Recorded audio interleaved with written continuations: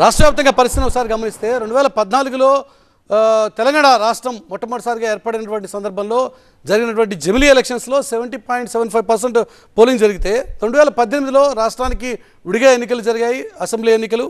ఆ తర్వాత 2019లో మళ్ళీ వచ్చినటువంటి దేశవ్యాప్తంగా వచ్చినటువంటి లోక్సభ ఎన్నికల విషయానికి వచ్చేసరికి అక్కడ పర్సంటేజ్ ఆఫ్ పోలింగ్ గణనీయంగా తగ్గిపోయిన పరిస్థితి. ఎందుకంటే అప్పటికే అసెంబ్లీ ఎన్నికలకు ఓటేసినటువంటి జనం తర్వాత లోక్సభ ఎన్నికల విషయానికి వచ్చేసరికి కొద్దిగా నిరాసక్తత కనబరిచిన వాతావరణం కనిపించింది. 62%కి దాదాపుగా 8% ఓటింగ్ పడిపోయినటువంటి సిచ్యువేషన్ ఉంది. మరి ఇప్పుడు 2024లో ఏం జరగబోతోంది అన్నదే ఇప్పుడు ప్రధానంగా జరుగుతున్నటువంటి చర్చ. తెలంగాణ ఓటరు ఈ ఎన్నికల విషయంలో ఆసక్తిగా ఉన్నారా లేదా, మరి ఒకవేళ అనాసక్తతను ప్రదర్శిస్తుంటే వారిని మోటివేట్ చేయడం కోసం ఎన్నికల సంఘం ఎలాంటి చర్యలు తీసుకుంటుంది, అప్డేట్స్ అందించడం కోసం ఎలేంద్ర సిద్ధంగా ఉన్నారు. ఎలేంద్ర, పర్సంటేజ్ ఆఫ్ పోలింగ్ విషయంలో ఎన్నికల సంఘం ఏం చెప్తోంది, పర్సంటేజ్ని పెంచడం కోసం ఎట్లాంటి చర్యలు తీసుకున్నా ఉంటుంది, ఎన్నికల సంఘం ఇస్తున్నటువంటి ప్రత్యేకమైనటువంటి సూచన ఏంటి ఈ విషయంలో? రైట్, దాదాపుగా ఈ ఎన్నికల సంఘం పోలింగ్ పర్సెంటేజ్ని పెంచడంతో పాటు కట్టుదిట్టమైనటువంటి భద్రతా ఏర్పాట్ల మధ్యన పోలింగ్ని నిర్వహించేందుకు సిద్ధమైంది. ముఖ్యంగా పోలింగ్ పర్సెంటేజ్ని పెంచేందుకే ఎక్కువగా ఫోకస్ పెట్టినట్టుగా మనకు అర్థమవుతుంది. దీనికి సంబంధించి షెడ్యూల్ విడుదలైనప్పటి నుంచి కూడా ఎన్నికల సంఘం అధికారులు కావచ్చు వివిధ రూపాల్లో కూడా అవేర్నెస్ కార్యక్రమాలు చేపట్టడం జరిగింది. కొన్ని ప్రాంతాల్లో డెమో ఈవీఎంస్ ఏర్పాటు చేసి ఈ కంపల్సరీ ఓటు యొక్క ప్రాధాన్యత తెలుపుతూ కొన్ని యొక్క ప్రచార కార్యక్రమాలు కూడా నిర్వహించింది. అదేవిధంగా ఈవీఎంస్ ఎట్లా ఉంటుంది, ఓటు లోపలికి వెళ్ళిన తర్వాత అంటే పోలింగ్ స్టేషన్ లోపలికి వెళ్ళిన తర్వాత ఎలాంటి పరిస్థితులు ఉంటాయి, అక్కడ ఎవరెవరిని ఎంతమంది ఆఫీసర్లు ఉంటారో వాళ్ళని ఎట్లా కలవాలి, వాళ్ళు ఏం చెప్తారు, అక్కడ ఏం చేయాలనే అంశాలకు సంబంధించి కూడా ఇంకా అంటించుకోవడం నుంచి లోపలికి వెళ్ళి ఈవీఎంలలో మీటర్ నొక్కే వరకు కూడా ఎలాంటి కార్యక్రమాలు ఉంటాయి పోలింగ్ స్టేషన్లో అనే అంశాలకు సంబంధించి కూడా అనేక కార్యక్రమాలు కూడా నిర్వహించింది.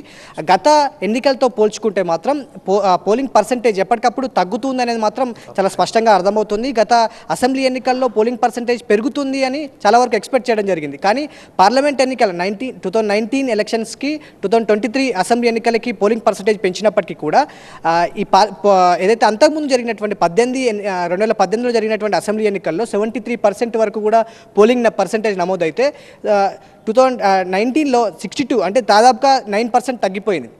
ఆ పోలింగ్ పర్సెంట్ దాదాపుగా ఈసారి 75% వరకు కూడా పెంచేందుకు ఎన్నికల అధికారులు అయితే కొన్ని కార్యక్రమాలు అయితే చేపట్టడం జరిగింది. దీనికి సంబంధించి ఓటర్ స్లిప్స్ దాదాపుగా 96% పంపిణీ డిస్ట్రిబ్యూషన్ చేయడం జరిగింది. దాంతో పాటుగా ఓటర్ స్లిప్స్తో పాటుగా ఓటు యొక్క ప్రాధాన్యత, ఓటు హక్కును వినియోగించుకోవాలనే అంశాలకు సంబంధించి కూడా ప్రతి ఒక్క ఓటర్కి తెలియజేసే విధంగా ఎన్నికల సిబ్బంది కింది స్థాయి ఉన్నటువంటి బూత్ లెవెల్ అధికారులతో ఈ కార్యక్రమాలన్నింటినీ కూడా చేపట్టామని చెప్పేసి ఎన్నికల సంఘం చెప్తుంది. ఇప్పటికే అంటే ఆంధ్రప్రదేశ్లో కూడా ఎన్నికలు ఉన్న నేపథ్యంలో చాలామంది ఓటర్లు ఇక్కడ ఓటర్లు చాలామంది ఉండుంటారు. సో వాళ్ళందరూ కూడా వెళ్తున్నటువంటి నేపథ్యంలో కూడా ఇక్కడ ఉన్నటువంటి ఓటర్లు పూర్తి స్థాయిలో ఉన్న ఓటర్లంతా ఉన్న వాళ్ళైనా కూడా వాళ్ళ ఓటుని వినియోగించుకోవాలనే అంశాలకు సంబంధించి కూడా ప్రత్యేకంగా రేపు ఎల్లుండి కూడా కొంత కింది స్థాయి ఉద్యోగులు కూడా వెళ్ళే అవకాశం అయితే ఉంది అని చెప్పేసి చెప్తున్నారు. ఓవరాల్గా 525 మంది అభ్యర్థుల భవితవ్యం అనేది మే 13న తేలబోతోంది. జూన్ 1 వరకు కూడా ఎగ్జిట్ పోల్స్ ఉండబోవు.